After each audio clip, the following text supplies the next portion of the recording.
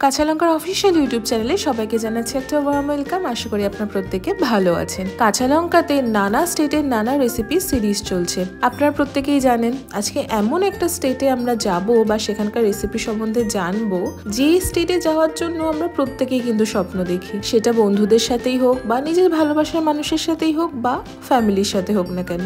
আজকে আমরা গোয়া যাব, শিখবো Goan fish curry. Goan fish curry হলো গোয়ার একটা ফেমাস রেসিপি। গোয়াতে হেন কোনো রেস্টুরেন্ট নেই যেখানে গেলে আপনারা গোয়ান ফিশ কারি পাবেন না। গোয়ান ফিশ কারি বানানোটা কিন্তু খুবই সিম্পল আর উপকরণ লাগে কিন্তু নামমাত্র।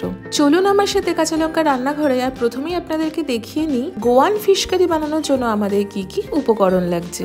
গোয়ান ফিশ কারি বানানোর জন্য প্রথমেই আমি পমফ্রেট মাছ নিয়েছি। পমফ্রেট মাছগুলোকে ভালো করে ধুয়ে পরিষ্কার করে নিয়েছি। এই রেসিপিটা কিন্তু যে কোনো সামুদ্রিক মাছেই হয়ে থাকে, তাই জন্য আমি পমফ্রেট মাছের ব্যবহার করেছি। এবার একটা ছোট নারকেল নিয়েছি, যেটাকে ভালো করে কুড়িয়ে নিয়েছি বা গ্রেট করে নিয়েছি। আর দুটো শুকনো লঙ্কা নিয়েছি।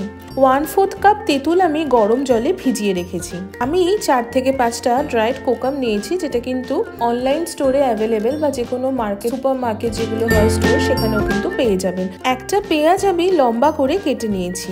1 টিস্পুন হলুদ গুঁড়ো নিয়েছি, স্বাদ মতন নুন আর স্বাদ মতন চিনি নিয়েছি। আমি 4-5 কোয়া রসুন নিয়েছি আর আদা নিয়েছি পরিমাণ মতন। 5 থেকে 6টা কাঁচা লঙ্কা নিয়েছি। 1 টিস্পুন গোটা ধনে নিয়েছি। 4 থেকে 5টা শুকনো লঙ্কা নিয়েছি। আমি 1 টিস্পুন গোটা গোলমরিচ নিয়েছি। 1 টেবিলস্পুন গোটা জিরে নিয়েছি। একটা স্টিক দারচিনি নিয়েছি। 4 থেকে 5টা লবঙ্গ নিয়েছি। উপকরণ কিন্তু আমাদের এগুলোই লাগছে। চলুন প্রথমে একটা ব্লেন্ডারে আমি দারচিনি, শুকনো লঙ্কা, গোটা গরম মশলা, গোটা জিরে, ধনে, পেঁয়াজ, রসুন, আদা, প্রথমে সবকিছু আগে ভালো করে ব্লেন্ড করে নেব। তারপর গ্রেট করা নারকেলটা আমি দিয়ে দিলাম। 1/2 কাপ মতো তাতে জল দিয়ে দিলাম। এবার সবকিছু সুন্দর করে আবারও ভালো করে ব্লেন্ড করে নিয়ে একটা স্মুথ পেস্ট আমি বানিয়ে নেব। এই মশলাটাই কিন্তু আসল গোয়ান ফিশ কারিটা বানাতে সাহায্য করবে।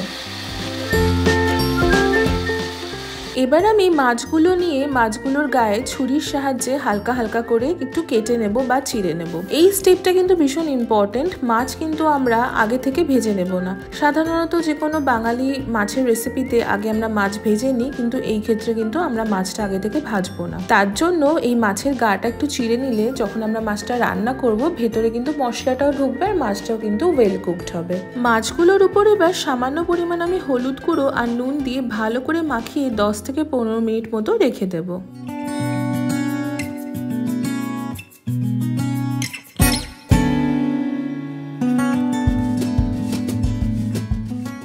15 মিনিট হয়ে গেছে। এবার চলুন রান্নাটা শুরু করি। তার জন্য একটা কড়াই গরম করে তাতে প্রথমেই ব্লেন্ড করে রাখা যে মশলাটা আমরা প্রথমে বানিয়েছিলাম নারকেল দিয়ে, সেটা সম্পূর্ণ ঢেলে দিলাম। হাই ফ্লেমে মিনিট 5 কিন্তু এটাকে প্রথমে ভালো করে রান্না করে নেব। আচ্ছা, এখানে আপনাদের একটা কথা বলি, যদি আপনাদের মনে হয় এই পেস্টটা যখন আপনি প্যানে দিচ্ছেন তখন কিন্তু সেটাকে একটু ছেঁকেও দিতে পারেন, তাহলে কিছু গোটা মশলা বা নারকেল কিছু গোটা থাকলে সেটা কিন্তু একটু বাদ পড়ে যাবে। তাতে গ্রেভিটা অনেক বেশি স্মুথ হবে বা ক্রিমি হবে।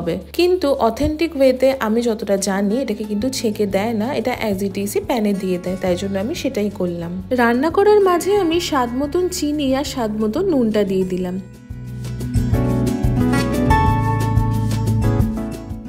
দিয়ে মিনিট 5 পরে খেয়াল করবেন গ্রেভি কালারটা কিন্তু চেঞ্জ হতে শুরু করেছে। এই সময় যে ব্লেন্ডারে আমরা নারকেলটা বেটেছিলাম তাতে 2 কাপ মতো জল গরম করে ঢেলে ভালো করে মিশিয়ে সেটা ঢেলে দিলাম। ঢেলে দিয়ে সবকিছু ভালো করে মিশিয়ে নেব। প্রথমে আপনাদের হয়তো মনে হতে পারে এই রান্নাটাতে তেল ব্যবহার করলাম না। এই রান্নাটাতে কিন্তু তেলের ব্যবহার হয় না। তার কারণ হচ্ছে নারকেলের একটা নিজস্ব অয়েল থাকে, সেটা কিন্তু রান্নার সময় সেই অয়েলটা রিলিজ করে, আর তাতেই কিন্তু এই রান্নাটা হয়, আর তাতেই কিন্তু এই রান্নাটার একটা অদ্ভুত সুন্দর ফ্লেভার আসে। এবার আমি একে একে আগে থেকে নুন হলুদ মাখানো পমফ্রেট মাছগুলো দিয়ে দিলাম। আপনারা যদি চান তাহলে পমফ্রেট মাছগুলোকে মাঝখান থেকে কেটেও একটু পিস পিস করে ব্যবহার করতে পারেন, তবে আমি এই ক্ষেত্রে গোটাটাই ব্যবহার করলাম। এবার আমি ড্রাইড কোকামটা দিয়ে দিলাম আর দিলাম তেঁতুল জল। আগেই বলেছি যদি কোকাম না পান তাহলে শুধু তেঁতুল জল দিলেও কিন্তু হবে। সামান্য নুন দিয়ে দিলাম আর দিয়ে দিলাম 4টে চেরা কাঁচা লঙ্কা। কাঁচা লঙ্কা দিলে একটা সুন্দর ফ্লেভার আসে। গ্যাসের ফ্লেমটা আমি লো টু মিডিয়ামে রেখে এবার চাপা দিয়ে 12 থেকে 15 মিনিট মতো রান্না করে নেব। পমফ্লেট মাছ তো নরম মাছ, রান্না হতে বেশি সময় লাগে না। 12 থেকে 15 মিনিট পরে চাপা খুলে নিলাম। দেখুন আমাদের গোয়ান ফিশ কারি কিন্তু অলমোস্ট তৈরি হয়ে গেছে। দেখতে কিন্তু বেশ ভালো লাগছে।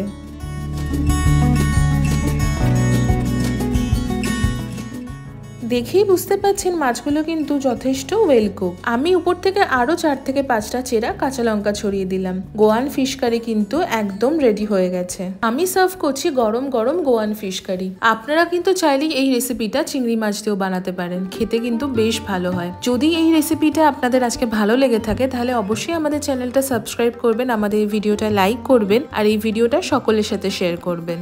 আমাদের আজকের এই গোয়ান ফিশ কারি রেসিপিটা আপনাদের কেমন লাগলো কমেন্ট সেকশনে জানাতে কিন্তু একদম ভুলবেন না। আপনারা কারা কারা গোয়া গেছেন আর গোয়াতে গিয়ে গোয়ান ফিশ কারি খেয়েছেন সেটাও কিন্তু আমাদের জানাবেন। গরম গরম ভাতের সাথে একবার গোয়ান ফিশ কারি বানিয়ে ট্রাই করুন আর আমাদের জানাতে একদম ভুলবেন না কেমন লাগলো। গরম গরম ভাতের সাথে একবার গোয়ান ফিশ কারি বানিয়ে ট্রাই করুন আর আমাদের জানাতে একদম ভুলবেন না কেমন লাগলো। দেখা হচ্ছে পরবর্তী আরও একটা ইন্টারেস্টিং স্টেট আর তাদের ইন্টারেস্টিং একটা রেসিপির সাথে। ততক্ষণের জন্য ভালো থাকবেন, সুস্থ থাকবেন আর কাঁচা লঙ্কাকে এইভাবেই সাপোর্ট করতে থাকবেন। See you soon and happy cooking.